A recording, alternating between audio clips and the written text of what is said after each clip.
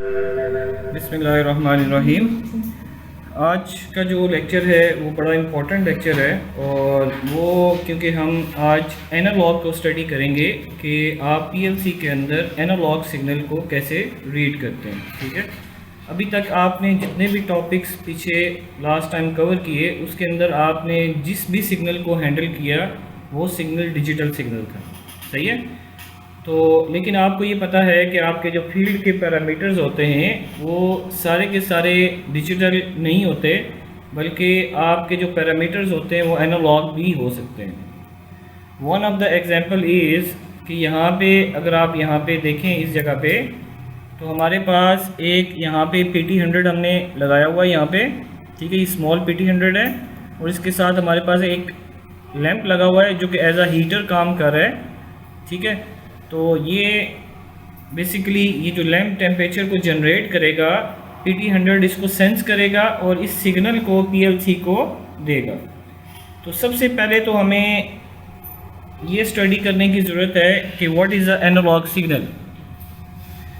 तो analogue signal और digital signal में फ़र्क ये होता है कि जो आपका एनालॉग सिग्नल है वो जो आपका डिजिटल सिग्नल है वो आपका 1 और 0 के बीच में वेरी करता है। ठीक है, बीच में नहीं मींस 1 या 0 होता है।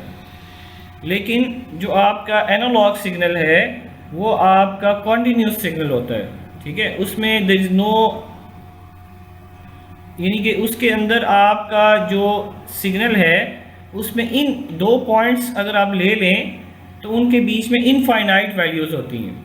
ठीक है, it depends upon your reading hardware, analogue reading hardware, कि वो कितना एक्यूरेट उस दो वैल्यूज़ के बीच में वैल्यू रीड कर सके। मिसाल के तौर पर मैं ये कहता हूँ कि ये हमारा जो पॉइंट है, ये जो आपको सामने नज़र आ रहा है, ये पॉइंट आपका फॉर एग्जांपल 10 वोल्ट्स और ये पॉइंट होगा आपका 2 वोल्ट्स। तो 10 और 2 वोल्ट्स के बीच में इनफाइनाइट वैल्यूज़ हैं। ठीक है, जिसको आप मेजर भी नहीं कर सकते, लेकिन it depends upon your analogue reading hardware कि वो कितना एक्यूरेट इसको रीड कर सकता है। मिसाल के तौर पर मैं कहता हूँ 2.0000001,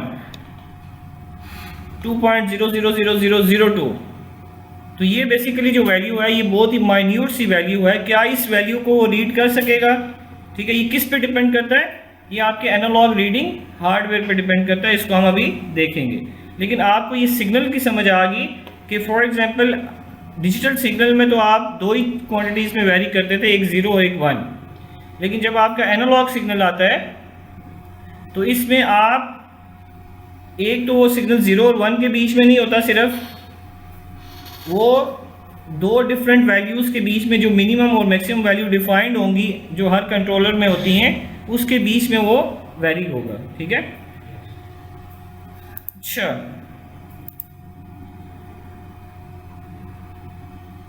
अगर हम एनालॉग सिग्नल को देखें तो हमें जो एनालॉग सिग्नल मिलेगा, एक तो हमारा ये मोटिव होता है कि हम ये देख सकें कि उसमें कितनी एक्यूरेसी है। इतनी एक्यूरेसी मींस कितना एक्यूरेटली आप अपने रिजल्ट को या अपने एनालॉग सिग्नल को रीड कर सकते हैं। तो ये हमारा motive through out in slides के रहेगा। ठीक है, लेकिन उससे पहले हम आपको PLC की रीडिंग कैपेबिलिटी के बारे में बताएंगे कि PLC किस किस तरह के सिग्नल को रीड करने की एबिलिटी रखती है। इसमें से अगर हम देखें तो PLC आपकी फील्ड में जो आपके एनालॉग सिग्नल होते हैं, there are two types of input signals PLC can accepted as far as analogue is signal is concern. अगर हम बात करें PLC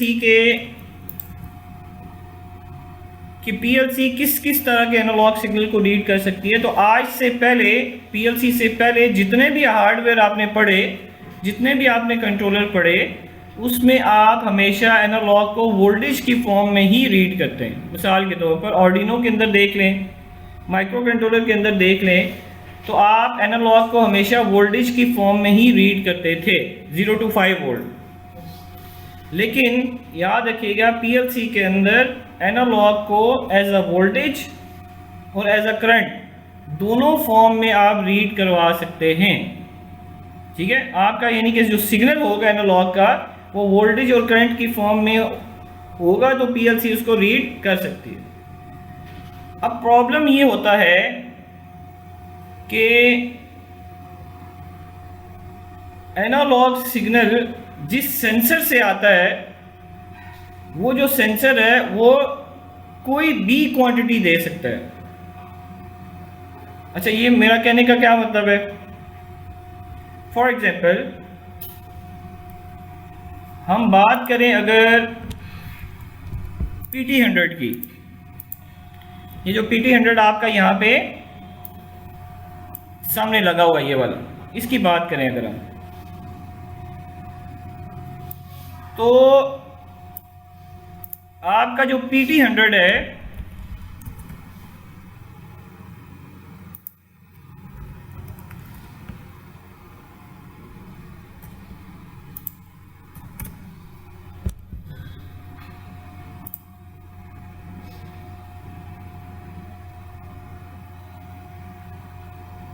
आपके सामने यहाँ पे इस तरह का लगा हुआ है यहाँ पे, ठीक है।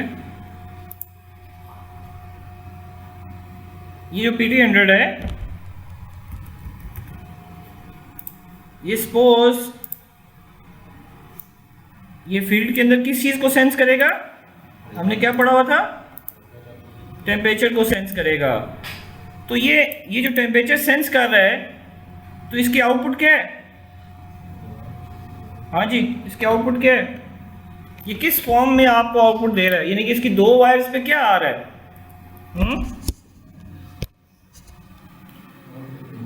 इसकी दो जो वायर्स हैं जिसका एक सिरा आपका एक किनारा आपका ये और एक ये, तो ये आपको दे रहा है, ये आपके सामने है जो रेजिस्टेंस दे रहा है। तो क्या रेजिस्टेंस हमने लास्ट स्लाइड में पढ़ा, क्या आप इस रेजिस्टेंस को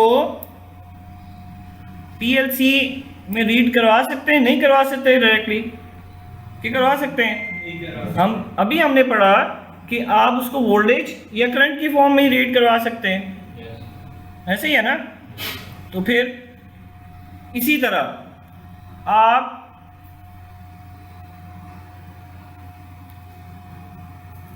देख लें थर्मोकपल को, तो थर्मोकपल के आउटपुट जरूर वोल्टेज है, इसमें कोई शक नहीं है, लेकिन क्या उसका वोल्टेज लेवल इतना कंपैटिबल है कि वो पीएलसी के मुताबिक है? नहीं।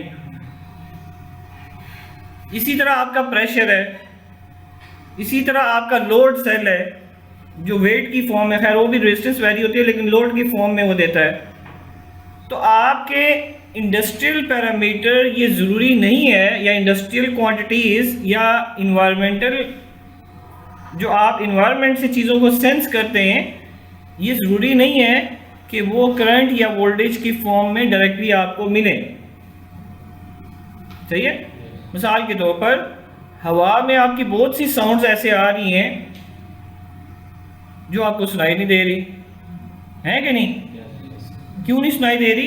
क्योंकि आपकी जो हेयरिंग फ्रिक्वेंसी है उसके अंदर जो आवाज़ आएगी वो आपको सुनाई दे रही है, उससे पहले या उसके बाद में जो फ्रिक्वेंसीज हैं वो आपको सुनाई नहीं देती। आपका ये जो कान का पर्दा है ये आपको उसको यानी कि उसको प्रोसेस नहीं कर पाता कि आपको वो सुनाई दे। सही है? तो फिर आपको क्या चाहिए?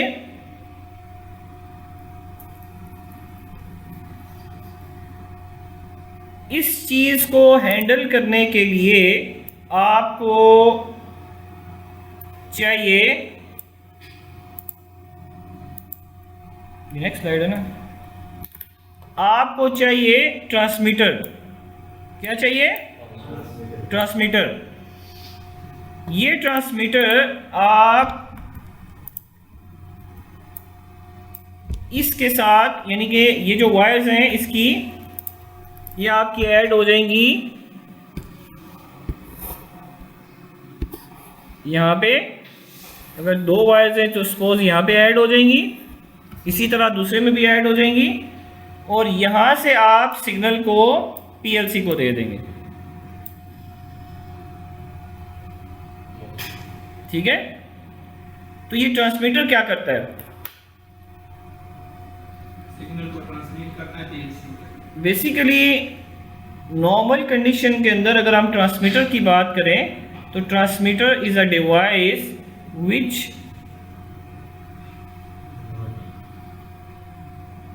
transmit the signal from one place to another। ये नॉर्मल कंडीशन में है, लेकिन इंडस्ट्रियल ऑटोमेशन के अंदर जब आप ट्रांसमीटर का वर्ड यूज करते हैं तो transmitter is a device which converts the input signal to the PLC compatible level। ठीक है, input signal to the PLC compatible level. अब वो कंपैटिबल लेवल क्या है? या वोल्टेज है या करंट है, लेकिन उसमें भी आपकी रेंज है जिसको अब अभी हम नेक्स्ट स्लाइड में स्टडी करने लगे, वो उसके मुताबिक उसको कन्वर्ट करेगा ताकि आप आसानी से उसको रीड कर सके। तो जैसे हमने लास्ट स्लाइड में ही पढ़ा कि आप वोल्टेज और करंट दोनों को पीएलसी के अंदर रीड करवा सकते हैं। तो इसका मतलब ये है कि हमारे पास ट्रांसमीटर की भी जो टाइप्स हैं वो 2 तरह की टाइप्स होनी चाहिए। अगर आप इस स्लाइड्स को गौर से देखें तो इसमें आपकी ये जो टाइप है ट्रांसमीटर की, ये आपको करंट की फॉर्म में वैल्यू दे रहा है, और अगर आपकी ये वाली टाइप इसको देखें तो ये वोल्टेज की फॉर्म में वैल्यू दे रहा है। तो इंडस्ट्री के अंदर आपको ट्रांसमीटर 2 तरह के मिलेंगे, वोल्टेज वाला ट्रांसमीटर भी मिलेगा और करंट वाला भी ट्रांसमीटर मिलेगा। नॉर्मली जो यूज़ होते हैं वो करंट वाले ही होते हैं, लेकिन वोल्टेज वाले भी ट्रांसमीटर अवेलेबल होते हैं। अब हम आ जाते हैं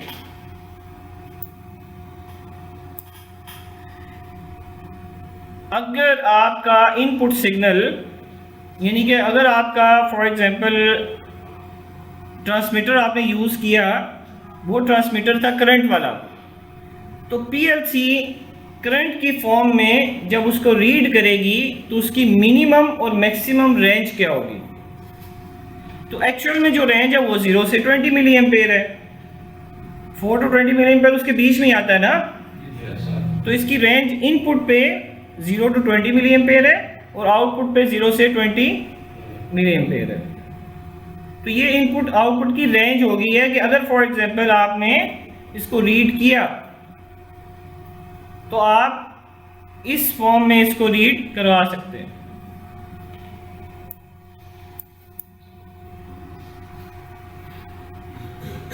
अभी हम इसकी वोल्टेज रेंज को भी देखते हैं।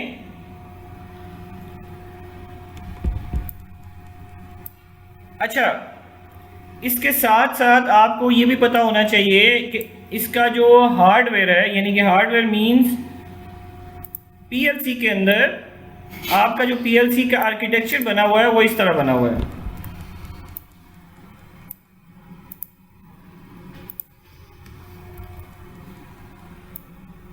ठीक है, ये इस तरह बना हुआ है। इसमें आपके पास अभी हमारे पास करंटली हार्डवेयर में अगर आप इस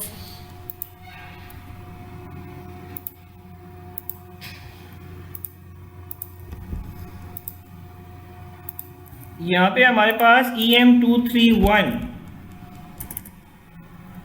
ये 4 एनालॉग इनपुट का मॉड्यूल लगा हुआ है, क्योंकि CPU 224 के अंदर कोई एनालॉग इनपुट को रीड कर CPU में एबिलिटी नहीं है इटसेल्फ। आप इसके साथ मॉड्यूल लगा रहे हैं 4 एनालॉग इनपुट का। उसके बाद आपके पास यहाँ पे जो मॉड्यूल लगा हुआ है ये EM232 है, EM232। तो ये आपका 2 एनालॉग आउटपुट का मॉड्यूल है, 2 एनालॉग आउटपुट का। ठीक है, 2 एनालॉग आउटपुट, सही है। अच्छा, अब यहाँ पे क्या लगा हुआ है? यहाँ पे एक मॉड्यूल लगा हुआ है, मुझे एग्जैक्ट उसका मॉडल नहीं याद, लेकिन ये 8 ये बल्कि है ना, ये वाला हमारे पास है। ये अभी तो हमने खैर इसको यूज़ नहीं किया हुआ, लेकिन ये वाला मॉडल है और ये है हमारे पास EM223, ठीक है, ये हमारे पास है EM223। तो अभी हमने इसको खैर PLC के साथ अटैच नहीं किया, अभी हम ये PLC के से उतरा हुआ है। तो लेकिन जो दो मॉडल्स हैं वो आप इसमें देख सकते हैं, ठीक है, ये आप देख सकते हैं यहाँ पे PLC में। ये एक मिनट मैं आपको दिखाता हूँ, ये देखें आपके पास यहाँ पे सबसे पहले CPU 224 लगा, उसके बाद EM231, ये 4 एनालॉग इनपुट का मॉड्यूल है, और इसमें यहाँ पे 2 एनालॉग आउटपुट का मॉड्यूल है। अगर हम हमारा कैमरा यहाँ पे दिखा सके थोड़ा सा, इसको ज़रा थोड़ा सा आगे लेके जाएं, तो यहाँ पे आपको कुछ लेबलिंग नज़र आएगी यहाँ पे, जो खैर कैमरा में बहुत अच्छी नज़र नहीं आ रही, लेकिन मैं आपको ये लेबल्स बता दूंगा कि ये लेबल्स किस तरह लगे हुए हैं और इसकी वायरिंग आपने कैसे करनी है, ठीक है। तो इसको हम देखते हैं, ठीक है।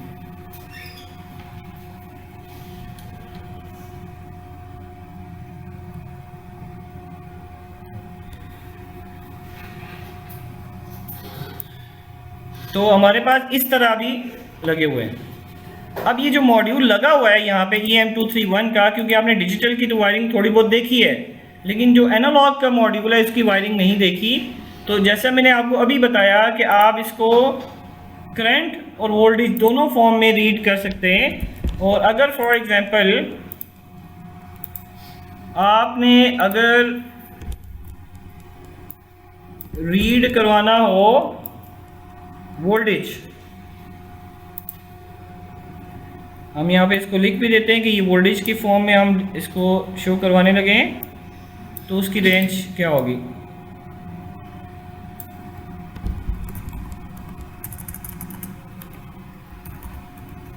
Voltage it will be, analogue जो इनपुट है वो क्या है,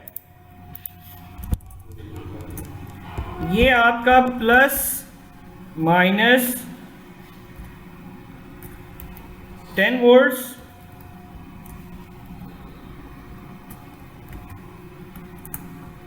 प्लस माइनस 5 वोल्ट्स। और अगर हम इस टेबल में देखें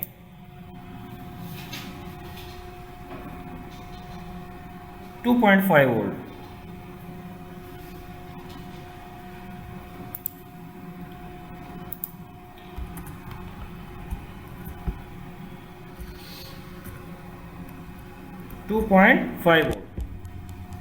तो ये आप एनालॉग इनपुट पे रीड करवा सकते हैं अपनी मर्जी से, ठीक है। तो ये जो सिग्नल है ये आपको इसी तरह आप रीड कर सकते हैं। आउटपुट पे आप 0 to 10 वोल्ट जनरेट करवा सकते हैं। अच्छा, तो हमने इसको देखा वोल्टेज की फॉर्म में भी क्या रीड कर सकते हैं और करंट की फॉर्म में भी क्या रीड कर सकते हैं, सही है। अब हम आ जाते हैं नेक्स्ट, इसकी वायरिंग आप कैसे करेंगे। तो ये जो मॉड्यूल आपके पास EM231 था, इसका ये देखें, ये मैंने मॉडल नंबर भी लिखा हुआ है यहाँ पे, इस जगह पे अगर आप देखें तो EM231 है। इसका जब आप ढक्कन खोलेंगे, ये मॉड्यूल आपके सामने जब आएगा तो इसमें आप इस तरह का आपको इंटरफेस मिलेगा, और हर एक पिन पे यानी कि हर एक चैनल, इसको एक एनालॉग इनपुट को रीड करने के लिए आप कहते हैं कि फर्स्ट चैनल, दूसरे के लिए दूसरा चैनल, तीसरे के लिए तीसरा चैनल। तो ये जो चैनल है एक, इसका ये 3 इसमें टर्मिनल्स बने हुए हैं। इसमें आप वोल्टेज भी अप्लाई कर सकते हैं और इसमें करंट भी अप्लाई कर सकते हैं। ये कन्फिगरेबल है। और ये कन्फिगरेबल कैसे है, कन्फिगरेबल कैसे है, अगर आप इसका यहाँ से एक मिनट मैं इसका थोड़ा सा करता हूँ, यहाँ से आप इसका ढक्कन उठाएं, ये वाला नीचे से राइट आई, ठीक है। तो ये ज़रा यहाँ पे दिखाएं, तो ये यहाँ पे डिप स्विचेस लगे हुए हैं, ये बेसिकली सिलेक्टेबल स्विचेस हैं, ठीक है। इनको आप ऊपर नीचे करके इसका जो रीडिंग मोड है वो सिलेक्ट कर सकते हैं, और मैं आपको बताऊंगा कि किस स्विच की पोजीशन पे क्या मोड ये एक्सेप्ट करेगा, सही है, ठीक है। आ जाओ। अच्छा जी, अब जैसे मैंने आपको बताया कि ये जो आप अपनी मर्ज़ी के मुताबिक इसमें वोल्टेज या करंट रीड करवा सकते हैं, लेकिन अगर वोल्टेज भी उसकी रेंज है, वोल्टेज रीड करवानी है तो कितनी करवानी है, करंट रीड करवाना है तो कितना करवाना है, वोल्टेज रीड करवानी है तो कौन सी सेटिंग करनी है, और करंट रीड करवाना है तो कौन सी सेटिंग करनी है। पहले आप वायर आप देख लें कि वायरिंग करेंगे कैसे। आप इसमें लिखा हुआ है RA प्लस A नेगेटिव, ये कैपिटल में लिखा हुआ है। अगर आपने इसमें वोल्टेज अप्लाई करनी है और आपको पता है उसकी रेंज क्या है, 0 से 5 वोल्ट, 0 से 10 वोल्ट, यानी कि उसके बीच में ही करनी है ना, 0 से 2.5 हुआ, 5 हुआ, जो भी हुआ, तो आपने इन टर्मिनल्स पे अप्लाई करनी है। किस पे? A प्लस पे लगाएंगे और A नेगेटिव पे लगाएंगे। तो ये हो गया आपका वोल्टेज रीडिंग। अगर आपने इसमें रीड करवाना है करंट, तो आपने एक टर्मिनल आप RA पे लगाएंगे और A नेगेटिव पे लगाएंगे, ठीक है। तो बेसिकली A प्लस और RA डिफरेंशिएट करता है करंट और वोल्टेज में, क्योंकि इसका नेगेटिव टर्मिनल तो कॉमन है। तो ये बेसिकली यहाँ से आपका करंट इन आउट होगा। होता ये है एक्चुअल में, तो ये इसके अंदर से तो वोल्टेज में ही कन्वर्ट होता है। यहाँ पे एक रेजिस्टेंस लगा होता है ना, यहाँ पे रेजिस्टेंस के थ्रू जब करंट गुजरता है तो वोल्टेज ड्रॉप होती है और उस वोल्टेज को ही वो मेजर कर लेता है। लेकिन इसका जो क्वांटिटी है वो करंट की है। अच्छा, ये करंट में रीडिंग बड़ी इंपॉर्टेंट है, ये वैसे नहीं रखा गया करंट को। करंट बड़ा ही इंपॉर्टेंट रोल प्ले करता है, उसको हम देखेंगे, ठीक है, क्यों करता है वो। तो इसकी वायरिंग आपको समझ आ गई कि वायरिंग कैसी हुई होगी। अब हम आ जाते हैं इसकी सिलेक्शन की तरफ, ठीक है। ये इसके बुक का ही एक पेज है। हम इसकी सिलेक्शन की तरफ आ जाते हैं कि आपने इसकी सिलेक्शन कैसे करनी है, कि आपने वोल्टेज रीड करवानी है तो कितनी करवानी है, ठीक है। तो ये जैसे मैंने आपको डिप स्विचेस दिखाए थे, इसके डिप स्विचेस टोटल तो 6, ठीक है। उसकी क्वांटिटी तो 6 स्विचेस है ऑन ऑफ के। इसको कहते हैं डिप स्विच, सिलेक्टेबल स्विच होता है ये, और ये इस तरह का होता है।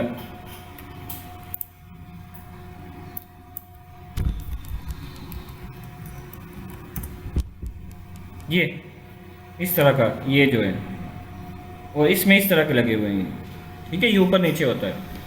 अच्छा, ये डिप स्विचेस में 6 लगे हुए हैं। आपको पता है कि अगर आपने 6 लगाए ना तो इसमें पॉसिबिलिटी बहुत ज़्यादा बनती है।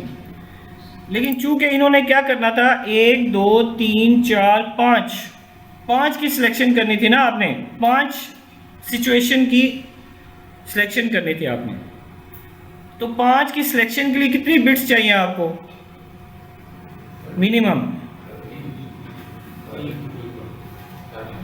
ये तो कह रहे हैं 32 चाहिए। तो 5 क्वांटिटीज को रिप्रेजेंट करने के लिए आपको मिनिमम 3 बिट्स चाहिए। कैसे? अगर आपकी 1 बिट होगी तो 2 रेज़ टू द पावर 1 है ना, 1 बिट है, तो इसका मतलब है आप 2 क्वांटिटीज को रिप्रेजेंट कर सकते हैं। एक 0 हो गया, एक 1 हो गया। और अगर आपकी नंबर ऑफ बिट्स हो जाएंगी 2, तो इसका मतलब है आप 4 क्वांटिटीज को रिप्रेजेंट कर सकते हैं। अगर आपकी बिट्स हो जाएंगी 3, तो इसका मतलब है 8 क्वांटिटीज को आप रिप्रेजेंट कर सकते हैं। तो 8 5 के बीच में आता है। तो इसमें पहले लेफ्ट साइड से पहले 3 डिप स्विचेस आपके यूज हो रहे हैं for the selection of analogue input and output channel, ठीक है। ये तो खैर इनपुट है, तो इनपुट को सिलेक्शन के लिए। अच्छा, ये कहता है कि अगर आपने पहला स्विच ऑन रखा, दूसरा स्विच ऑफ रखा, तीसरा स्विच ऑन रखा, जैसे कि मेरे ख्याल से अभी हुई है सिलेक्शन, आप ज़रा इसको दिखाएं। अभी आप इसको देखें ज़रा, तो आपके पास जो सिलेक्शन हुई है मैं आपको भी दिखाता हूँ। एक मिनट, ठीक है। इसको ज़रा ओपन करें आप, ज़्यादा जोर नहीं लगाना इसको, थोड़ा सा आगे करें और आगे करें और आगे करें और आगे करें। ये देखें, ये पहला ऊपर हुआ है, दूसरा नीचे है, तीसरा ऊपर है। तो ये जो ऊपर है ना, ये इसको ऑन कंसिडर करता है, और जो दूसरा नीचे हुआ है ये इसको ऑफ है, तीसरा ऑन है। ये अभी जो मोड सेलेक्ट हुआ है, ठीक है, ठीक है। तो ये हम अभी वैसे देख लेते हैं कि इसमें डेटा शीट में इसकी देख लेते हैं कि अगर ये वाला मोड आप सेलेक्ट करेंगे तो आपने रीडिंग किस तरह की रीडिंग करवानी थी।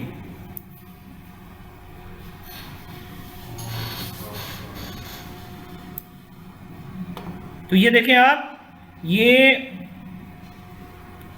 ऑन ऑफ ऑन, तो इसका मतलब है आप 0 to 10 वोल्ट रीड करवा सकते हैं।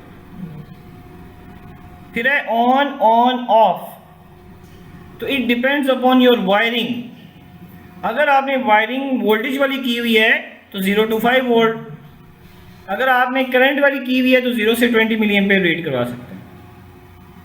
अब हम आ जाते हैं सेकंड, ये है आपका यूनिपोलर सिलेक्शन। यूनिपोलर का मतलब है ओनली पॉजिटिव सिग्नल को आपने रीड करवाना, तो आपने ये सिलेक्शन करनी है।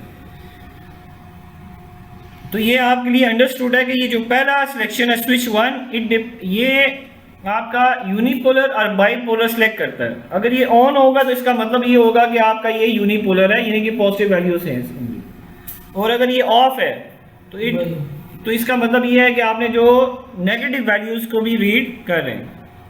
तो ये ऑफ ऑफ ऑन, तो ये सिलेक्ट करता है +-5 वोल्ट। अगर आपने +-5 वोल्ट को रीड करवाना है तो आप इस तरह करवा सकते हैं। इसी तरह of on off +-2.5 volt. Basically it depends upon the transmitter कि वो ट्रांसमीटर आपका 10 वोल्ट वाला लिया, 5 वोल्ट वाला लिया या 2.5 वोल्ट वाला लिया, या कोई ऐसा एनालॉग का पैरामीटर आ रहा है जो +-5 वोल्ट पे है, तो आप इसकी सिलेक्शन इसकी बेस पे कर सकते हैं। ठीक है, तो ये आप फिजिकली हार्डवेयर से इसको सिलेक्ट कर सकते हैं, लेकिन जो एडवांस पीएलसीज आप नेक्स्ट आएंगी उसमें आप सॉफ्टवेयर के अंदर ही ये सिलेक्शन कर सकते हैं। आपको फिजिकल किसी स्विच को छेड़ने की जरूरत नहीं है।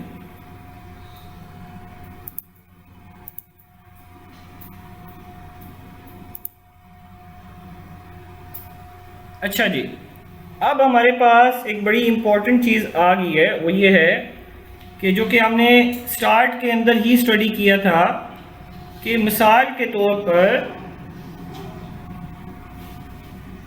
आपका जो बाहर से एनालॉग सिग्नल आएगा वो कैसे प्रोसेस होता है। हम सब ने ये पढ़ा हुआ है कि कंप्यूटर के अंदर दो ही चीज़ें अंडरस्टैंड हो सकती हैं, एक है 1 और एक है 0। ऐसा है कि नहीं? 1 और 0 ही आप उसको रीड करवा सकते हैं, लेकिन बाहर से तो आपका एनालॉग सिग्नल आ रहा है जो कि 1 0 तो नहीं है, तो 0 to 10 वोल्ट है वो। तो आपका जो एडीसी मॉड्यूल है, अगर पीएलसी के अंदर बिल्ट इन है तो वो ठीक है, नहीं तो बाहर से है तो वो भी, उसके अंदर एक हार्डवेयर लगा होता है which is called ADC, analogue to digital converter. तो एनालॉग टू डिजिटल कन्वर्टर क्या करता है, आपके इस सिग्नल को 0 और 1 की फॉर्म में कन्वर्ट करता है और आपका सीपीयू को दे देता है।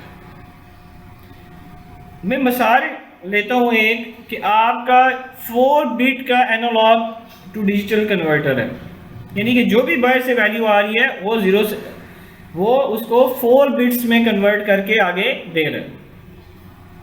ठीक है, और अभी मैं सपोज करता हूं कि आपकी जो वैल्यू आ रही है वो है 0 से 7। सही है, क्या वैल्यू आ रही है? 0 से 7। तो आप अगर ट्रूथ टेबल ड्रॉ करें किसका, इसी का, ठीक है, तो आपको ये पता है कि ट्रूथ टेबल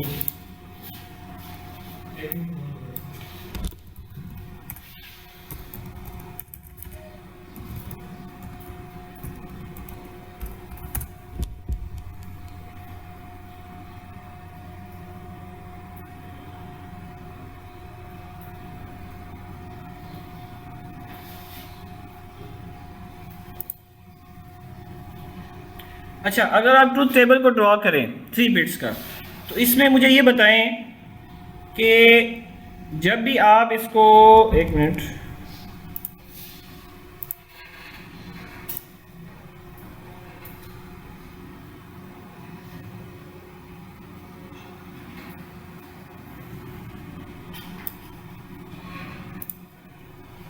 अब इस ट्रूथ टेबल को ड्रॉ कर लें यहाँ पे।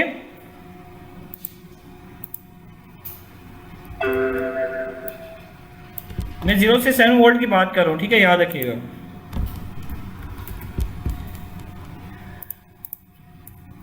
तो आप जब इस ट्रूथ टेबल को ड्रॉ करेंगे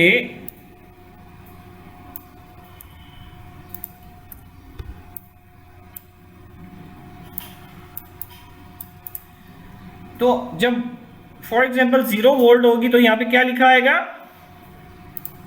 0।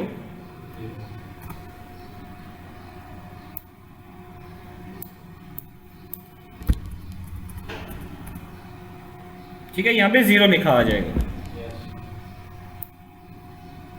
और जब 1 वोल्ट होगी तो 1, और 2 होगा तो, ये मैं डेसिमल फॉर्म में लिख रहा हूँ ना, ये 2 नंबर ही है ना, तो ये आ जाएगा 2, फिर 3, फिर 4, फिर 5, फिर 6, फिर 7, ऐसे ही है। तो जब भी आपका प्रोसेसर रीड करेगा 001 तो इसका मतलब है 1 वोल्ट के बराबर है, क्योंकि 7 वोल्ट है ना टोटल, तो 0 से लेकर 7 तक ही हो गया। तो हर एक जो इसका सीक्वेंस है वो 1 वोल्ट को रिप्रेजेंट करता है, सही है। आप मुझे इसकी रेजोल्यूशन बता सकते हैं कि पीएलसी कम से कम कितने वोल्ट का सिग्नल इसमें रीड कर सकती है? इसमें सर हाँ जी, 1 वोल्ट का। 1 वोल्ट का। क्यों? उसकी क्या रीजन है कि आपने बेसिकली करना क्या होता है, जो आपकी मैक्सिमम नंबर बनता है which is 2 raised to the power 3 - 1, तो ये हो गया 7।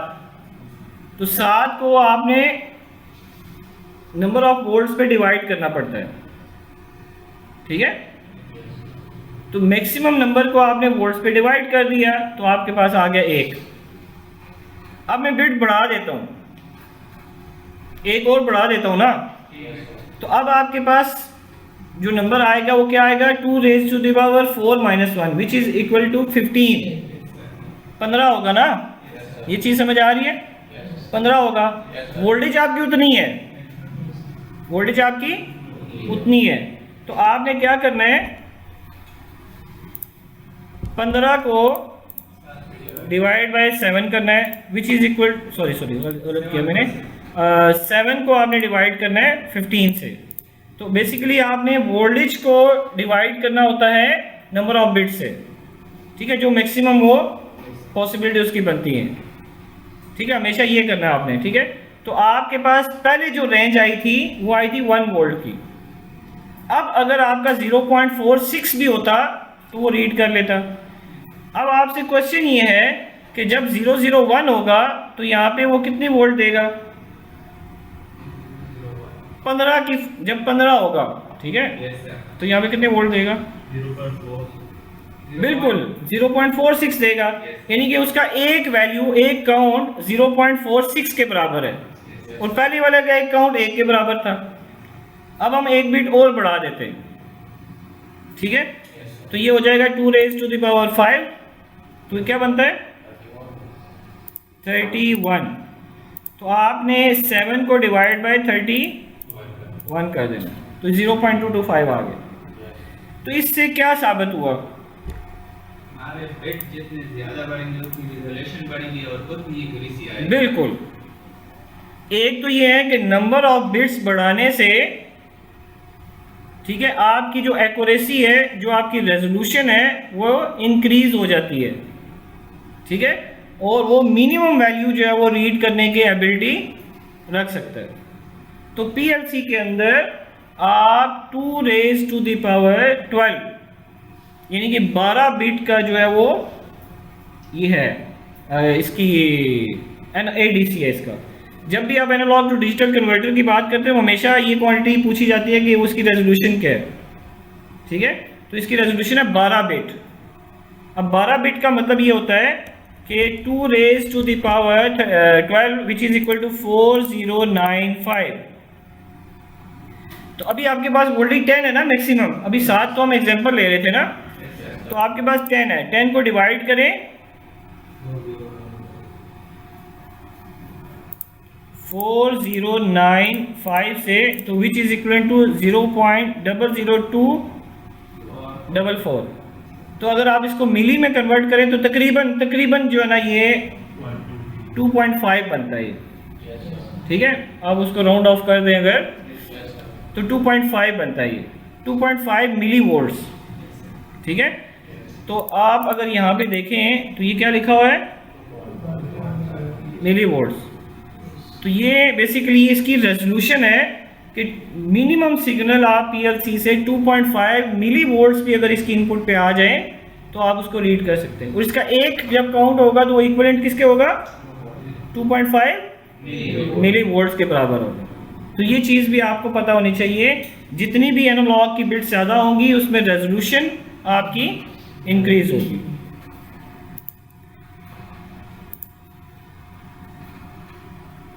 ये बेसिकली वो क्वांटिटी थी जो यही कैलकुलेट हुई हुई है। अब क्वेश्चन तो था लेकिन आंसर मेरे ख्याल से डायरेक्ट ही निकल आया फिर। फॉर एग्जांपल इसमें लिखा हुआ था कि what is the minimum value of voltage PLC could read. अगर 3.9 volt input signal, what is the ADC read value of a controller.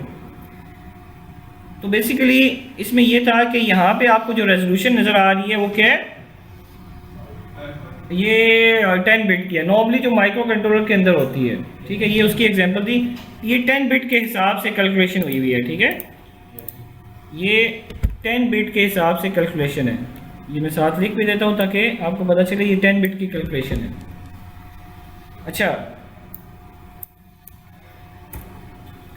10 bit के हिसाब से अगर आपने 3.9 वोल्ट हुए तो वो आपका, ये बेसिकली ये था कि आपका अगर फॉर एग्जांपल हमारे पास 10 बिट की रेजोल्यूशन है तो उसमें से आपने मिनिमम वैल्यू कैसे निकाल सकते हैं। तो आपका 5 divide by 2 raise to the power 10 minus 1 which is equal to 0.0048, ठीक है। ये मिनिमम वैल्यू है जो आप इस रेजोल्यूशन से इसमें रीड करवा सकते हो। अब थोड़ा सा एक इसके अंदर ट्विस्ट है, वो ये है कि 32767 is a very familiar quantity, है कि नहीं? क्यों? आपने पहले इसमें कहाँ पे यूज़ किया 32767? आपका टाइमर जो मैक्सिमम काउंट कर सकता है वो 32767 है। आपका जो काउंटर है वो मैक्सिमम जो काउंट कर सकता है वो 32767 है। तो पीएलसी ने क्या किया, यानी कि इसके कंपाइलर में ये हुआ है कि ये जो 2 raise to the power 12 bit का तो इसका अपना एक्चुअल एनालॉग है। अगर आप मिनिमम वैल्यू देखें तो वो आप कभी भी चेंज नहीं कर सकते हार्डवेयर को बढ़ाए बगैर, हार्डवेयर को चेंज किए बगैर वो चीज़ कभी भी चेंज नहीं कर सकते। हाँ, आप उसकी स्केलिंग तो करवा सकते हैं अपनी मर्जी से, मल्टीप्लाई उसको कर दें, डिवाइड कर दें, अपनी मर्जी से कर सकते हैं, लेकिन वो जो मिनिमम क्वांटिटी वो रीड कर सकता है वो आप चेंज नहीं कर सकते जब तक आप हार्डवेयर को चेंज नहीं करेंगे। तो पीएलसी ने अपने सॉफ्टवेयर के अंदर ही इसको मल्टीप्लाई किया। सॉफ्टवेयर में, याद रखिएगा, सॉफ्टवेयर में आपको मल्टीप्लाई करने की जरूरत नहीं है। तो ये बन गया 2 raise to the power 15 minus 1 करेंगे तो आपके पास बन जाएगा 32767। ये एक्चुअल इसका हार्डवेयर है और ये पीएलसी के कंपाइलर के अंदर ऑटोमेटिकली इसके अंदर मल्टीप्लाई हुआ है, सही है। तो अब आपसे अगर कोई पूछे कि अगर आपका 10 वोल्ट आएगा तो 10 वोल्ट पे पीएलसी की क्या वैल्यू होगी जो रीड करेगा, तो 32767 होगी।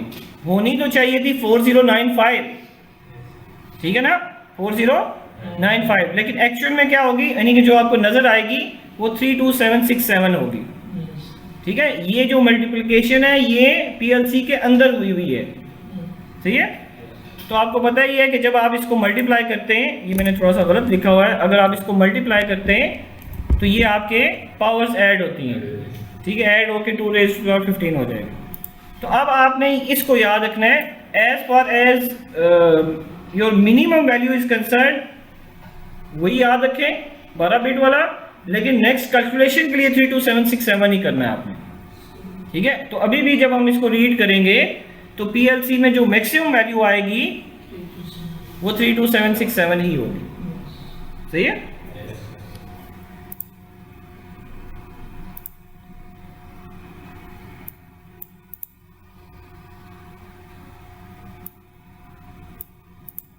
अच्छा जी, अब ये जो कॉन्सेप्ट है ये बड़ा ही इम्पोर्टेंट कॉन्सेप्ट है आपका, ये वाला, ये होना ऊपर चाहिए था इस जगह पे। ये एक यूनिवर्सल कॉन्सेप्ट है जिसको आपने हर सेंसर पे याद रखना है, हर सेंसर पे याद रखना है, ठीक है। अभी हम जस्ट एग्जांपल ले रहे हैं PT100 की। दुनिया का कोई भी एनालॉग सेंसर हो जाए, कोई भी जो फील्ड में लगा हुआ है, ठीक है, आप उसको रीड कैसे करेंगे PLC के साथ, इसको हम स्टडी करने लगे। एक और चीज़ याद रखिएगा, ये ज़रूरी नहीं है कि आपको ट्रांसमीटर हमेशा अलग से ही लगाना पड़ता है। जब आपको ट्रांसमीटर सेंसर के साथ बिल्ट इन मिले, कंबाइन हुआ तो उसको कहा जाता है ट्रांसमीटर, यानी कि मिसाल के तौर पर सेंसर का नाम या सॉरी सेंसिंग क्वांटिटी और साथ क्वांटिटी का नाम, ट्रांसमीटर का word sorry, sensing quantity which like temperature, pressure, humidity, light, ये होगी ना सेंसिंग क्वांटिटी होगी, और साथ ट्रांसमीटर का वर्ड यूज़ कर लेना। आप देखें, temperature transmitter, pressure transmitter, humidity transmitter. तो जब आपको सेंसर के साथ ट्रांसमीटर का वर्ड इकट्ठा मिले तो इसका मतलब क्या होगा कि आपके पास सेंसर और ट्रांसमीटर बिल्ट इन आपके हाथ में जो चीज़ आई हुई है उसमें। जैसे कि आप देखें यहाँ पे टेम्परेचर ट्रांसमीटर, पहले तो मैंने सिर्फ लिखा था ना PT100, तो वो सिर्फ टेम्परेचर सेंसर आ गया था। अब आपको देखिएगा मिलेगा, ये देखें, ये आपको जितने भी यहाँ पे नज़र आ रही हैं ट्रांसमीटर्स हैं, यानी कि टेम्परेचर को सेंस करके साथ कन्वर्ट करके PLC को देते हैं। समझ गए बात आप? तो जब भी आपका डेफिनेटली ये थोड़े से एक्सपेंसिव होते हैं as compare to your normal sensors, ठीक है। क्या पता वो आपको 500-600 रुपये का मिल जाए, PT100 1000 रुपये का मिल जाइए कि आपको 10,000 रुपये का मिले, ठीक है। तो ये एक्सपेंसिव होते हैं, लेकिन इसकी डेफिनेटली एक्यूरेसी, इसकी बिल्ट इन जो है वो ज़्यादा होती है, रिलायबल होता है ज़्यादा। तो आपको ये ज़रूरी नहीं है कि आपने बाहर से ट्रांसमीटर लगाना ही लगाना है, लेकिन अगर फॉर एग्जांपल लगाना है तो फिर सही है। अच्छा, अभी आपके पास यहाँ पे अगर देखें तो ये 0 to 10 वोल्ट वाला है, ऐसा ही है, 0 to 10 वोल्ट। तो आपने इस दोनों की जो वायर्स हैं वो यहाँ पे लगा दी, यानी कि PT100 की वायर यहाँ पे लगा दी, और ये वाली चीज़ जो है ये वाली, ये आपने PLC को, यहाँ पे ये PLC है, आपने PLC को दे दी, ठीक है। इससे क्या हुआ फिर कि PLC ने कन्वर्ट हुआ सिग्नल रीड करवा लिया। अच्छा, अब इसमें बड़ा ही इंपॉर्टेंट फैक्टर है, आप मुझे इसको देख के बता सकते हैं, जो आप रीड करवाएंगे वो डायरेक्ट टेम्परेचर तो नहीं होगा, वो तो किसी वोल्टेज की फॉर्म में वैल्यू आ रही होगी ना। तो आप इसको कन्वर्ट करेंगे कैसे? जब 32767 आएगा तो वो कितने टेम्परेचर के बराबर होगा, इसको देख के बताएं। सॉरी, आप इसको देख के बताएं, आपको नजर आ रहा है बोर्ड पे? हाँ जी, बताएं फिर। 100 ये चीज़ आपको समझ आई है कि नहीं? अगर ये चीज़ किसी को समझ आ गई ना, तो आप दुनिया का कोई भी सेंसर आपको रीड करने में मसला होगा ही नहीं।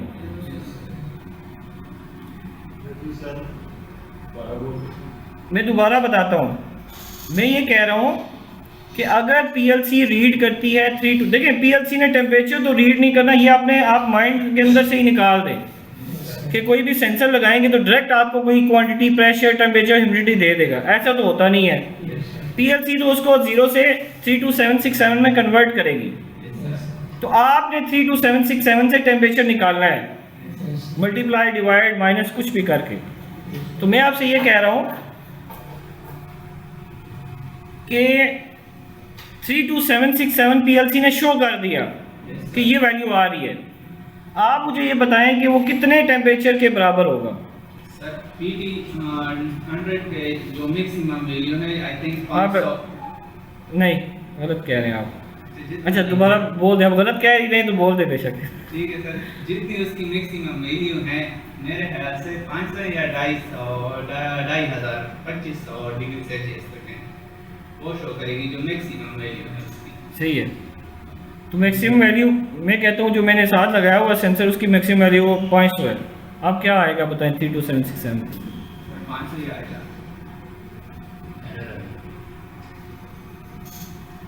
और मैंने आपको कहा भी है ट्रांसमीटर देख के बताएं, ये आंखें बंद करके नहीं बताया जा सकता। एक ही PT100 पे वैल्यू 200 भी दे सकता है, एक ही PT100 पे वैल्यू 50 भी दे सकता है, और एक ही PT100 पे वैल्यू 500 भी दे सकता है।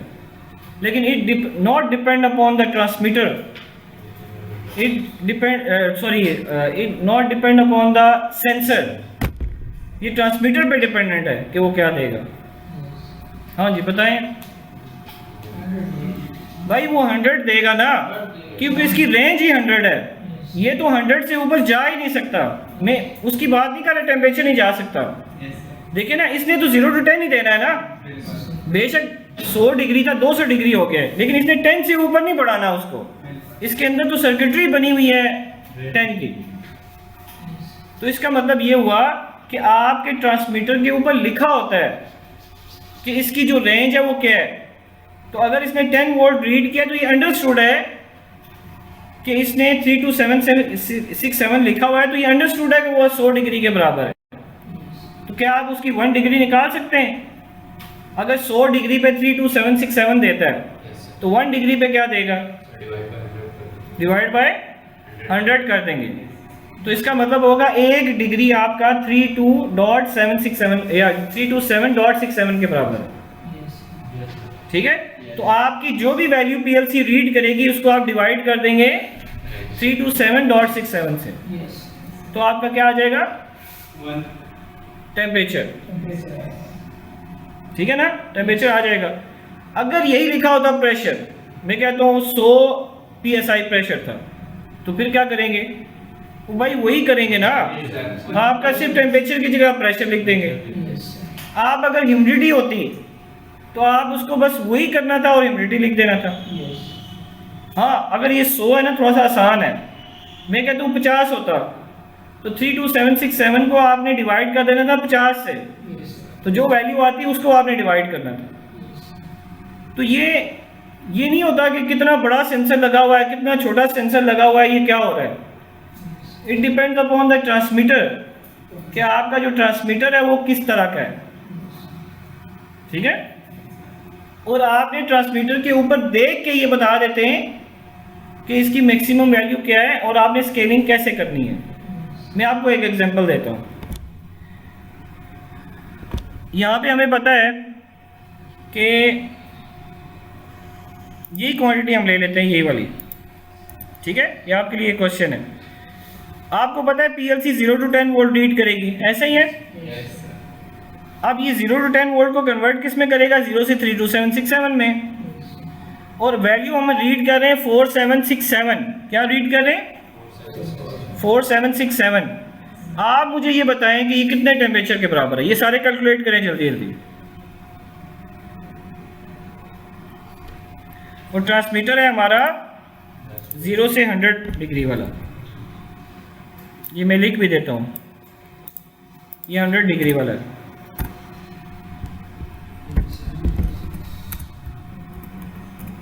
कमाल हो गया, 57 कैसे आ गया? ये तो छोटी सी क्वांटिटी लिखी हुई है, उधर बहुत बड़ी क्वांटिटी है। 57.6 का है, 47 भी। आप देखें, एक तो थोड़ा सा कॉमन सेंस ये है कि 32,000 ये लिखा हुआ है, ये 0 लिखा हुआ है। 16,000 पे तो 50 होगा। ठीक है, ये तो हमें देख के ही पता चल जाता है। 14.5 वो नहीं है वो यार, ये देखो, ये स्केल आपके सामने नजर आ रहा है ना। 0 से 100 है ये क्या है? 0 से 32767। तो आधा जब 50 डिग्री होगा तो ये इसकी आधी वैल्यू होगी ना। 16,000 तो ये बन रहा है तकरीबन। तो ये वो कैसे हुआ 47? 14.5 वो उनको कह रहा हूँ ना, मैं आपको थोड़ा ही कह रहा हूँ। नहीं, आपको ये स्केल समझ आई है कि नहीं आई? स्केल समझ आ गई। देखें, इसका मैं आप आसान ये चीज़ें शायद मुझे भी पहले नहीं समझ आती कि इसका एक आसान फार्मूला, इसका आसान फार्मूला ये है कि आपने फार्मूला बनाना पड़ता है ना, एक चीज़ को बनाना पड़ता है, तो आप एज अ सैंपल वैल्यू ले लेना। सैंपल क्या होता है कि आपको पता है कि 32767 पे आपको 100 डिग्री चाहिए, तो आप 32767 को किस से डिवाइड करेंगे 100 आ जाएगा, ये नहीं, ये आपको पता चल जाएगा जी। तो 100 से, तो ये तो 100 से तो ठीक कह रहे हैं ना, मैं गलत तो नहीं कह रहा हूँ। आप एक सैंपल ले लिया ना आपने, ये देखो, अब आपको ये कैसे पता चलेगा ये तो 100 से ही करना है, क्योंकि आपको एक क्वांटिटी का पता है ना, आपने निकाल लेना है। तो 32767 को आपने किस से डिवाइड करेंगे तो 100 आएगा, आपने वो वैल्यू निकालने के लिए 100 से डिवाइड करें, तो आपके पास ये कौन सी क्वांटिटी आ गई 327.67, ये वो डिवाइडिंग फैक्टर आ गया आपके पास। आप देखें इधर 32767 डिवाइड बाय 327.67 क्या आना चाहिए वैल्यू 100। तो अब आपका डिवाइड वाला फैक्टर चेंज तो नहीं होने वाला ना, वो तो वही रहेगा, 4767 वैल्यू है अब। तो आप इसको डिवाइड कर दें 327.67 से, तो ये आ जाएगा 14.5481। ठीक है, तो आपने हमेशा एक सैंपल वैल्यू लेनी होती है फार्मूला बनाने के लिए, अपने समझने के लिए। तो जब फार्मूला, ये तो नहीं है ना दूसरी क्वांटिटी के लिए फार्मूला चेंज हो जाएगा, ऐसा तो नहीं होता। तो आपको एक जब डिवाइडेड एंड फैक्टर मिल जाए तो फिर आप जो है वो उसको दूसरे पे अप्लाई कर दें, तो ये बनती है आपकी वैल्यू 14.5481। सर अगर हमारा एडीसी जो है वो 10 बिट का हो या 8 बिट का हो तब इससे कोई फ़र्क नहीं पड़ता, यहाँ पे कोई फ़र्क नहीं पड़ता कि भाई उसने 32767 में कन्वर्ट किया हुआ है, डेफिनेटली फ़र्क उस वक्त पड़ेगा। अगर आप इसी केस को माइक्रो कंट्रोलर में लेते हैं तो वो तो नहीं डिवाइड करता ना, तो वो उसके लिए आपका क्या करना पड़ेगा। देखें नॉर्मली माइक्रो कंट्रोलर में आजकल 10 बिट के ही होते हैं, तो 10 बिट का मतलब है 1023 divide by 100 which is equal to 10.23। 10.23 का मतलब है 10.23, तो आपका 465 आ जाता, ये आता सर सबर गलत 10.23 था ना, ओ सॉरी ये हम गलत ले रहे हैं ना, ये वैल्यू उस वक्त तो नहीं होगी ना, ये वैल्यू तो सपोज आपका 400 के करीब होता, ठीक है, डिवाइड बाय 10.23, तो ये 39 डिग्री आ जाता है। ठीक है, तो ये डिपेंड करता है आपकी मिनिमम मैक्सिमम वैल्यू पे। सर अगर हमारा एडीसी चाहे जो भी हो एडीसी इसी पे डिवाइड करेगी 32767। हाँ वो तो यही होता है ना, ठीक है, चाहे लेटेस्ट हो, चाहे लेटेस्ट जब होगा तो हम देखेंगे, अभी आप जो चीज़ समझ रहे हैं उसको समझें, ठीक है। फिर आप कंफ्यूज हो जाएंगे सर ये क्या हुआ, इसको भी याद रखना है, उसको भी याद रखना है, ये क्या करना है, वो क्या करना है, बस जो चीज़ आप समझ रहे हैं बस वहाँ तक याद रखें। अच्छा जी, अब हम आ जाते हैं अपनी रीडिंग की तरफ कि हमने इस सिग्नल को रीड कैसे करना है। इसके लिए डेफिनेटली आपको पता है कि आपके पास एक एनालॉग मॉड्यूल लगा हुआ है जिसमें 4 एनालॉग इनपुट रीड करने की गुंजाइश है। अगर ये डिजिटल इनपुट होती तो हम स्टार्ट कहाँ से करते होते हैं, पहली इनपुट होती तो कहाँ से डिजिटल इनपुट में स्टार्ट करते हैं। ओ भाई आई 0.0 लिखते हैं ना, पता नहीं मेरी बातें समझ नहीं आती या पता नहीं और कोई मसला है। अच्छा आई 0.0, फिर दूसरा होता है तो आई 0.1। इसी तरह इसी कॉन्सेप्ट को देखते हुए जो एनालॉग की मेमोरी है वो डिजिटल से अलग है, उसको कहा जाता है AI एनालॉग इनपुट। अगर पहला रीड करना है तो इसको W0 लिखेंगे। अच्छा दूसरा रीड करना है तो ये अंडरस्टूड है कि एक वर्ड में 2 बाइट्स होती हैं, तो 0 और 1 वाली बाइट पहले में रिजर्व हो गई हैं, तो मैं दूसरे पे क्या लिखूंगा, अभी तो खैर सामने लिखा हुआ है इसलिए आपने बता दी है, वैसे तो खैर पता नहीं क्या होता। और ये आपने ये लिख दिया और इसको हम कर देते हैं 1 मिनट,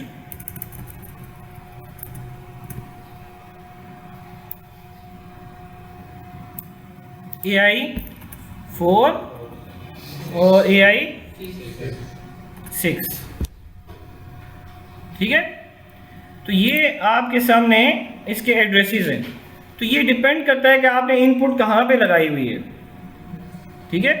तो हमारे पास यहाँ पे अगर आप ट्रायंगल को देखें तो हमारे पास यहाँ पे हमने दो एनालॉग इनपुट देने के लिए यहाँ पे पोटेंशियोमीटर लगाए हुए हैं। ये मैं आपको यहाँ से थोड़ा सा जूम करके सही तरह दिखा देता हूँ बड़ा। ये देखें, ये दो पोटेंशियोमीटर लगे हुए हैं, एक यहाँ पे लगा हुआ है और एक यहाँ पे लगा हुआ है। ये potentiometer is just like variable resistance. हमने 0 to 10 वोल्ट जनरेट करवा के पीएलसी की एक इनपुट पे एक दी है और दूसरी इनपुट पे दूसरा दी है। लेकिन अगर आप बाहर से भी कोई इनपुट देना चाहते हैं, इसको इधर कर दें, यहाँ पे आप इनपुट दे सकते हैं और इस लैंप से हम इनपुट, ये PT100 का जो फीडबैक है वो हम इधर से इसको देंगे, ठीक है, ताकि हम उसके टेम्परेचर भी रीड डायरेक्टली कर सकते हैं। ठीक हो गया। तो यहाँ पे आप बाहर से देना चाहते हैं तो इसको इधर कर दें, अगर इंटरनल आपने देनी है तो इसको आप इधर कर दें। तो जो इनपुट यहाँ से आएगी वो यहाँ पे शो भी होगी वोल्टेज की फॉर्म में, यहाँ पे मीटर लगा हुआ है। सही है। अच्छा जी,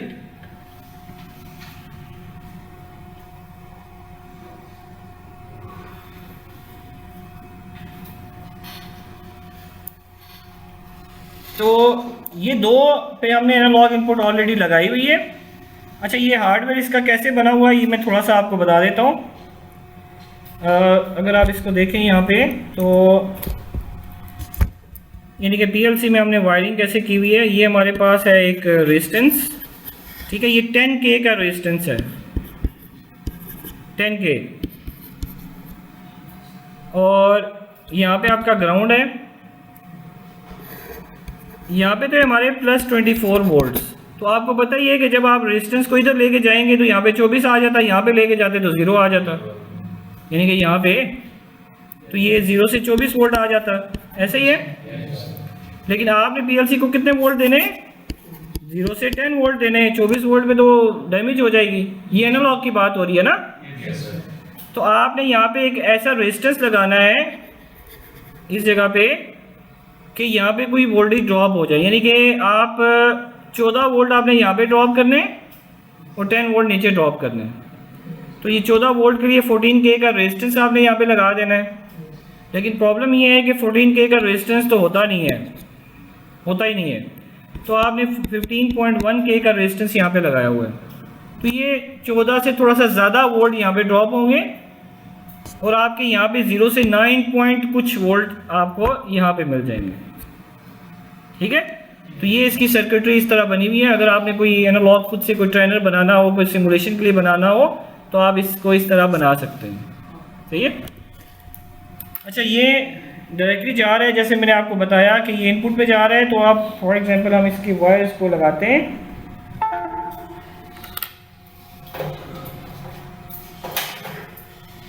इसकी केबल को देखना, उतारी किसने है, ये केबल लगाना।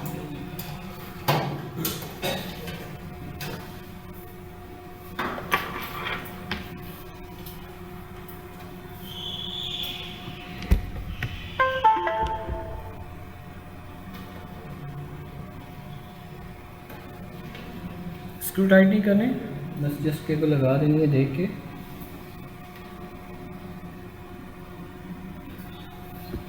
बस तो अभी हमने केबल अटैच कर दी है और हम इसको यहाँ से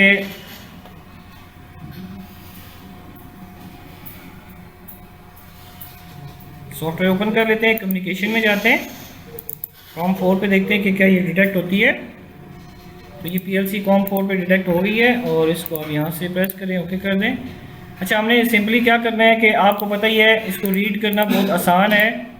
जस्ट लाइक SM0.0 आप लिखें, मूव कर दें, क्योंकि आपको पता है कि एनालॉग के अंदर वैल्यू आ रही होती है, तो आपने मूव वर्ड को यूज़ करना है।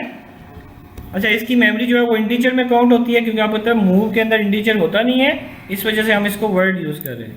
तो AIW0 को आपने VW0 में मूव कर दिया। अच्छा, ये मूव करना ज़रूरी नहीं आप मूव करें, बस आपने वैल्यू देखनी थी, इस वजह से आपने इसको कर दिया, वैसे कोई ज़रूरी नहीं है। आप इसको यहाँ से डाउनलोड कर दें।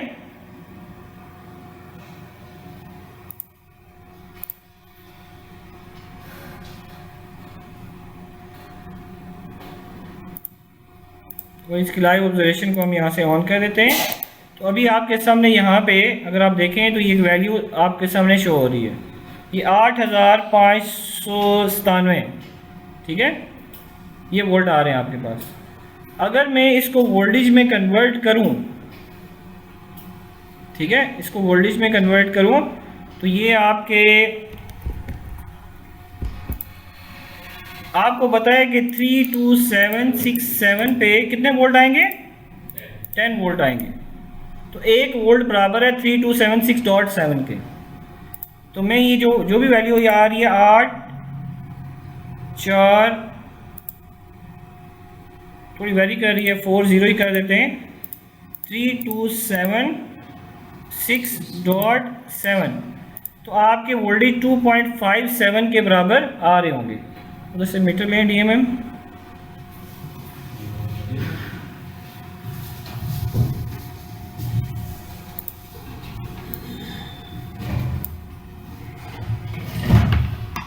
हमने क्या वैल्यू निकाली है, 2.57 के आगे पीछे, ठीक है। उसकी केबल्स भी होंगी साथ लगी हुई।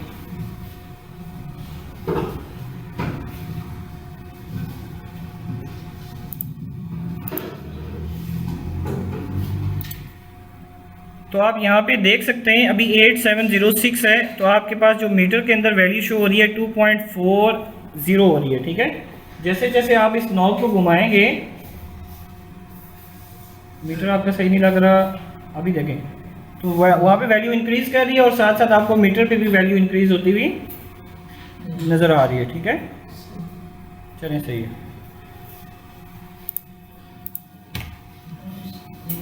अच्छा जी, अभी तो हमने जो रीड करवाया वो करवाया आपका वोल्टेज डायरेक्टली जो इस नॉब से वोल्टेज आ रही थी वो हमने रीड की है, लेकिन एक्चुअल में तो हमने डेफिनेटली क्वांटिटी को रीड करना है जो फिजिकल क्वांटिटी है। तो अभी आपके सामने यहाँ पे टेम्परेचर सेंसर है जो इसके ऊपर आपको नज़र आ रहा होगा इस जगह पे। अच्छा, ये जो टेम्परेचर सेंसर है ये आपका इसके बीच में अगर आप देखें तो एक बना हुआ है ट्रांसमीटर, ठीक है, ये देखें आप। तो ये जो पार्ट है इसका ये वाला, ये बीच में ट्रांसमीटर बना हुआ है। तो ये PT100 की रेजिस्टेंस को 0 to 10 वोल्ट में कन्वर्ट करता है, और कन्वर्ट करने के बाद आपका ये जो सिग्नल है ये किसको देता है, PLC को। तो हमारे पास यहाँ पे टर्मिनल स्ट्रिप है, हमारे पास 3 वायर्स हैं, जिसमें से जो 2 वायर्स हैं, ये जो 2 वायर्स हैं ये दी हुई हैं आपकी,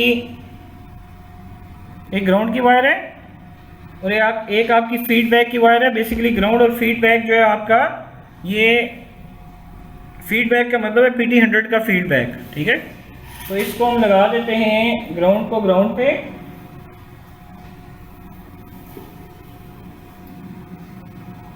और फीडबैक वाली वायर को यहाँ पे लगा देते हैं, और ये कंट्रोल की वायर है वो मैं आपको अभी बताऊंगा कि वो क्या काम करती है, उसको हम यहाँ पे लगा देते हैं, सही है। तो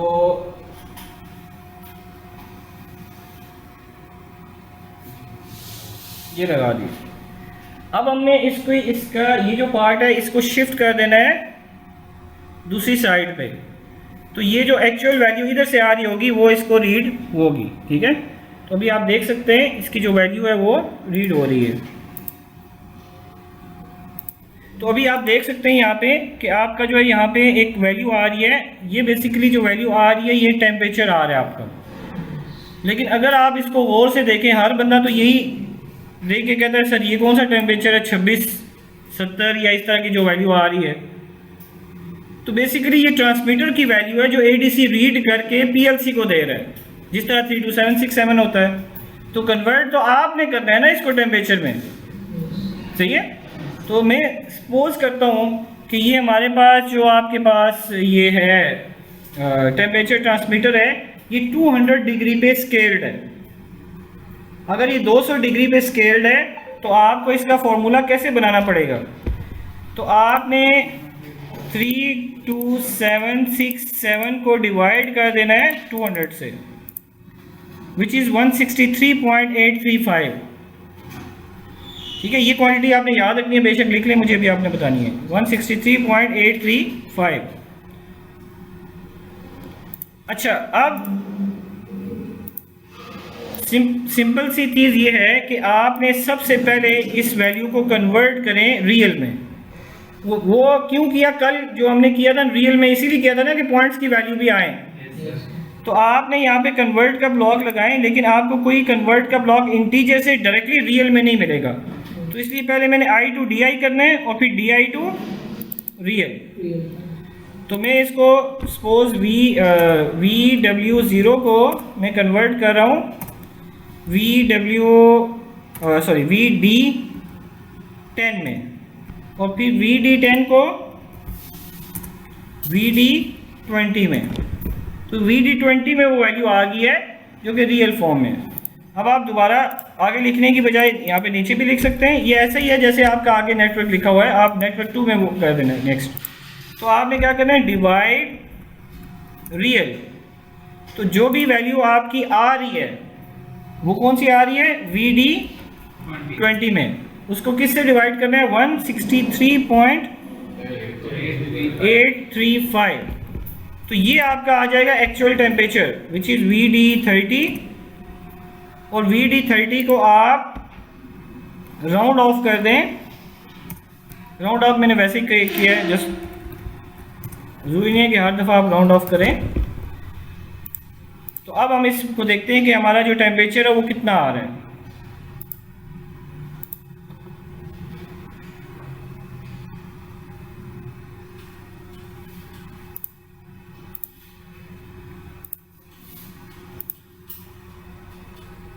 तो ये हमारा तकरीबन 16 डिग्री के करीब आया। ठीक है, ये थोड़ा बहुत आगे इसमें कैलिब्रेशन रिक्वायर्ड होगी, लेकिन ये भी टेम्परेचर आपको 16 शो कर रहा है।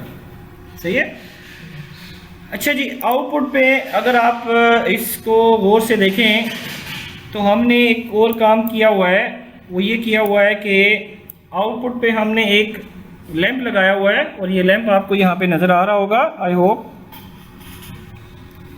तो ये लैंप 220 वोल्ट का लैंप है और 200 वाट का है ये। तो आपको ये पता ही है कि PLC इसको डायरेक्टली ड्राइव नहीं कर सकती। तो हमने इसके बीच में अभी आपने देखी भी एक सर्किटरी हमने बनाई हुई है which is called firing angle control, FAC इसको कहते हैं। और इंडस्ट्री के अंदर बड़े बड़े हीटर्स के साथ टेम्परेचर को इसी सर्किट से कंट्रोल किया जाता है। ठीक है, समझ गए आप। तो इंडस्ट्री के अंदर आप इसी तरीके से इसी सर्किटरी से इसको कंट्रोल करते हैं। इसका प्रिंसिपल ये है, सिंपल वो ये है कि आप इसको देते हैं 0 to 10 वोल्ट। ठीक है, 0 to 10 वोल्ट, यानी कि PLC के आउटपुट जब रीड ऐसे करती है ना 0 to 10, इसी तरह PLC आउटपुट पे भी 0 to 10 वोल्ट निकालती है। ठीक है, जनरेट करती है। तो ये जो 0 to 10 वोल्ट हैं ये आपको मिलेंगे यहाँ पे इसके फायरिंग एंगल कंट्रोल को। तो फायरिंग एंगल कंट्रोल लैंप को ड्राइव करेगा, और इसकी AC की वायर भी हमने यहाँ पे अटैच की हुई है। तो ये 0 to 10 वोल्ट पे इसको 0 से 220 वोल्ट पे वेरी करेगा। यानी कि अगर मैं 10 वोल्ट दे दूंगा तो ये 220 वोल्ट इसको देगा। अगर मैं इसको 5 वोल्ट दूंगा तो 110 वोल्ट इसको दे दे। सही है। लेकिन मसला ये है कि हम तो 0 to 10 वोल्ट नहीं देते, कि देते हैं, नहीं देते ना। हमें 10 वोल्ट बनाने के लिए आउटपुट पे क्या देना पड़ेगा PLC में, 32767। PLC को तो 0 to 10 वोल्ट नहीं समझती, PLC समझती है DAC, digital to analogue converter जो है उसको उल्टा काम करना पड़ेगा। जैसे वो 32767 10 के बराबर है, इसी तरह आउटपुट पे जब आप 32767 देंगे तो आउटपुट पे 10 वोल्ट आ जाएंगे। समझ के बाद आप। अच्छा, इसकी एक लाइव ऑब्जर्वेशन हम देख लेते हैं। ठीक है, कि आपके 10 वोल्ट आते हैं। सही है। इसके लिए मैं ये निकाल देता हूँ, इसको मैं इधर से इधर शिफ्ट कर देता हूँ। ठीक है, मीटर में। तो मैं यहाँ पे ये देखें, इस जगह पे एक मिनट बताता हूँ मैं। इस जगह पे मैं क्या करता हूँ, इस जगह की ज़रूरत नहीं है, जस्ट मैं इस वैल्यू, आपने कोई एनालॉग आउटपुट की वैल्यू देनी हो तो आप फोर्स की जगह पे भी दे सकते हैं। यानी कि जस्ट लाइक स्टेटस चार्ट पे जाके AQW2। अच्छा, AQW2 क्यों कर रहा हूँ, 2 एनालॉग इनपुट थी ना, इसकी एक एनालॉग इनपुट डैमेज है सेकंड वाली काम कर रही है, ठीक है। तो हमने इसकी लाइव ऑब्जर्वेशन को यहाँ से कर दिया ऑन, तो अभी आउटपुट पे क्या आ रहा है? 0। ये मीटर इस पे रखें, अभी आउटपुट पे आ रहा है 0। एक बंदा इस मीटर को पकड़ो, आप उधर लगाएं, इधर पकड़ के इस कैमरे के सामने कर लो, थोड़ा सा नीचे देखिए, थोड़ा सा इधर कर लो, बस ठीक है। कैमरे को रहने तो कैमरे को आप इधर करो। अब मैं कैमरा में लगाता हूँ, 1 मिनट वेट। चलो, ये क्यों खींची जा रही है इसकी तरह?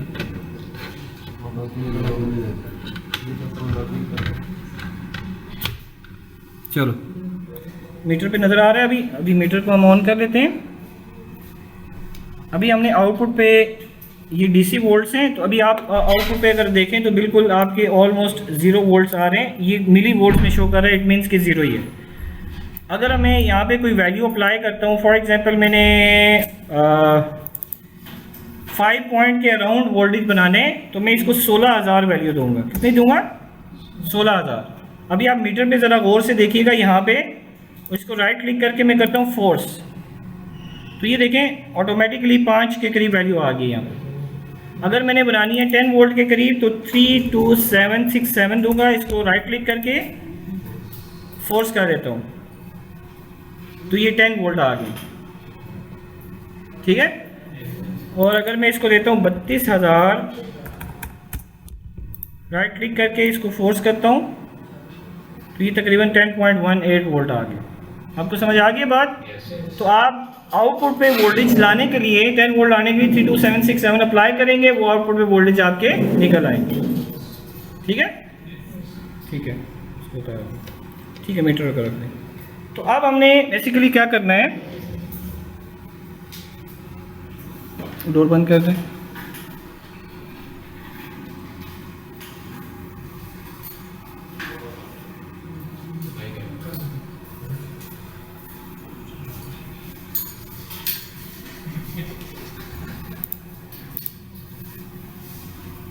देखिए, वैसे तो आपको एक क्वांटिटी आउटपुट पे जनरेट करवाने के लिए यहाँ पे कोई वेरिएबल लिखना पड़ता, फिर उसको मूव करवाते हैं, तो प्रोग्रामिंग के अंदर वो करते हैं। तो आप चाहें तो इस तरह फोर्स भी करवा सकते हैं, जैसे मैंने करवाया। तो ये आउटपुट क्वांटिटी है, तो इस पर आप कोई वैल्यू फोर्स करवा सकते हैं। अभी मैं 0 करवाने लगा हूँ ताकि ये 0 हो जाए। इसको आप अच्छा चलें, थोड़ा सा मैं आपको ये भी बता देता हूँ, ये 0 किया ना। अब मैं इसके आउटपुट पे लगाता हूँ जस्ट फॉर द टेस्टिंग कि ये लैंप काम कर रहा है कि नहीं कर रहा। तो मैं इसकी थोड़ी सी इंटेंसिटी 5000 वैल्यू इस पर मूव करवाता हूँ, 5000, और इसको फोर्स कर देता हूँ।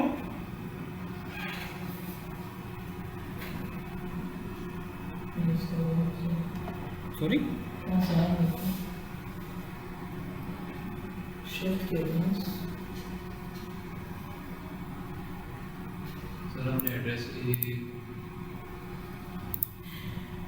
ये वैल्यू एक्चुअल में अभी हम ये करना चाहते हैं कि 60 डिग्री से जब ऊपर हो तो लैंप ऑफ हो जाए, और जब आपका हो 55 डिग्री से कम हो तो ऑन हो जाए, ठीक है।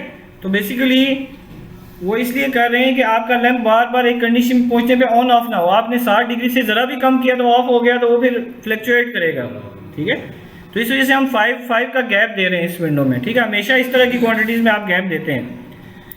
तो चूँकि आपने एक वैल्यू थी जो आपने VD 50 पे मूव तो इसलिए करवाई, और इसको मैं कन्वर्ट करूँगा डबल से दोबारा से इंटीजर में ताकि मैं मूव करवा सकूँ। तो मैं कन्वर्ट पे जाके, आप यहाँ पे भी लिख सकते हैं DI टू इंटीजर। तो आपने VD 50 को आपने AQW2 पे मूव करवा देना। अब हम दोबारा से इस पे आ जाते हैं। VD 40 की वैल्यू अगर लेस देन 55 है तो आप क्या करें, अच्छा ये हमने 0 भेजना था, 0 हो गया क्योंकि ये ग्रेटर पे बंद होगा ना। तो हमने लेस पे ऑन करवाना है, तो आपने यहाँ पे ये वैल्यू भेज दी, और इसको आपने VD 60 पे भेज दें, और 60 को आप फिर कन्वर्ट कर लें, दोबारा से ये वाला ब्लॉक लगा लें और उसी पे भेजना है ना हमने। VD 60 को AQW2 पे भेज दें। तो जब आपकी वैल्यू ग्रेटर होगी तो लैंप को बंद करवा देगा, और लेस होगी तो ऑन करवा देंगे। तो अभी आपकी वैल्यू आई होप कि लेस ही आ रही होगी। तो लैंप आप जब ये स्टार्ट होगा तो लैंप आपको ऑन मिलेगा।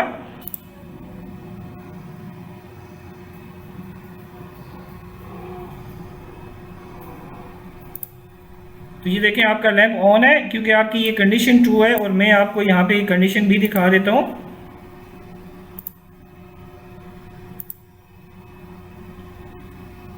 अभी आपका टेम्परेचर है 28 डिग्री, ठीक है। तो ये इंक्रीज करता जाएगा अप टू 60 डिग्रीज।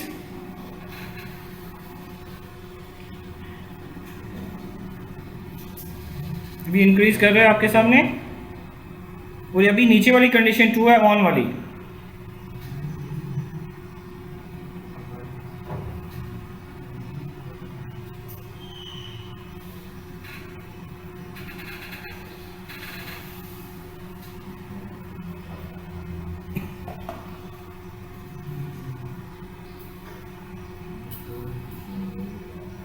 अभी कितना हुआ 55 डिग्रीज।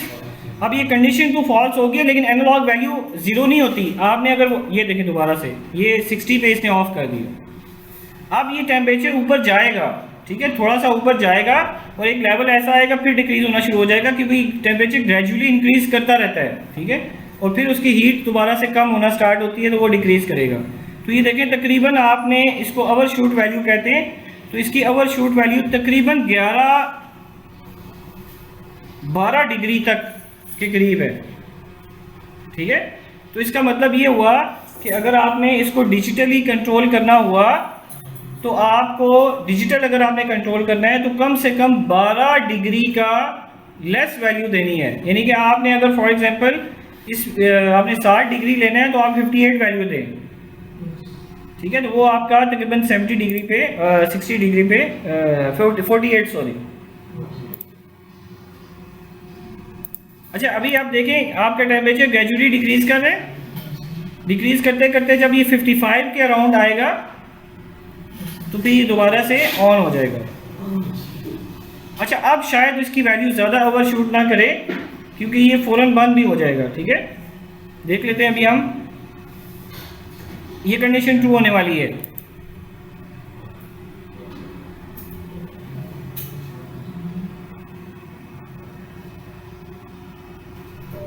ये ऑन हो गया।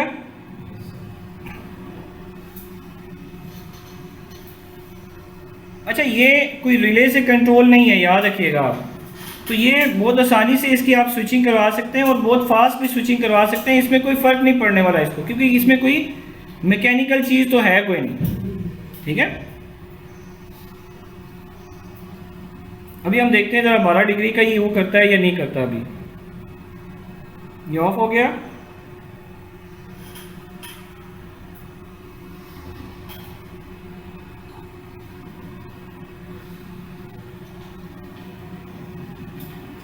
मेरा नहीं ख्याल अब करेगा, ये 12 डिग्री तक ऊपर जाएगा, देखते हैं।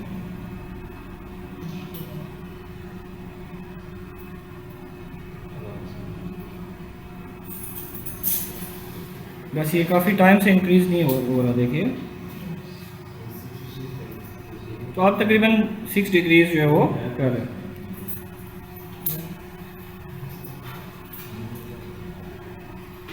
इससे भी एफिशिएंट कंट्रोल आप बना सकते हैं, जो कि हम स्टडी भी करेंगे, विच इज़ कॉल्ड पीआईडी। अब पीआईडी क्या होता है? Proportional integral derivative. उसको हम बहुत आसान लफ्ज़ों में आपको अगर समझाएं तो वो ये है कि अभी आपका इन्वायरमेंट से इसकी कूलिंग ऐड हो रही है। कूलिंग इसलिए कि 60 डिग्री टेम्परेचर तो नहीं है यहाँ पे, इन्वायरमेंट का टेम्परेचर आपका 20-22 डिग्री होगा। अभी एम्बिएंट टेम्परेचर रूम में इतना ही होगा। तो आपका 60 डिग्री जब हम मेंटेन करेंगे तो आपको एनर्जी चाहिए ना, जो ये बल्ब इसको सप्लाई कर रहा है। तो आपको क्या पता कि आपको कितनी एनर्जी रिक्वायर्ड है इसको 60 डिग्री तक मेंटेन करने के लिए। अभी तो आपने अब्रप्टली इसको ऑन करवा दिया ना फुल, या चले हाफ ऑन करवा दिया, तो आपको एनर्जी शायद इतनी रिक्वायर्ड ना हो, आपको इसकी थोड़ी एनर्जी रिक्वायर्ड हो। यानी कि 200 वाट में से ये 100 वाट अभी ले रहा है ना, क्या तो आपको 20 वाट रिक्वायर्ड हो। आपका 60 डिग्री मेंटेन करने के लिए 20 वाट रिक्वायर्ड हो। तो पीआईडी ये करेगा कि जितनी एनर्जी इसको रिक्वायर्ड है उतनी एनर्जी इसको अप्लाई करेगा, और उससे ज़रा भी आगे पीछे उसको नहीं करेगा, होने नहीं देगा। ठीक है, तो ये एफिशिएंट कंट्रोल, यानी कि टेम्परेचर, अभी तो ये आपका डिग्रीज में फ़र्क आ रहा है, लेकिन ये पीआईडी से ही बिल्कुल आपका क्या होता है 1-2 डिग्री बड़ी मुश्किल से आगे पीछे हो, आपका एक्यूरेट टेम्परेचर मेंटेन करेगा वो। सही है।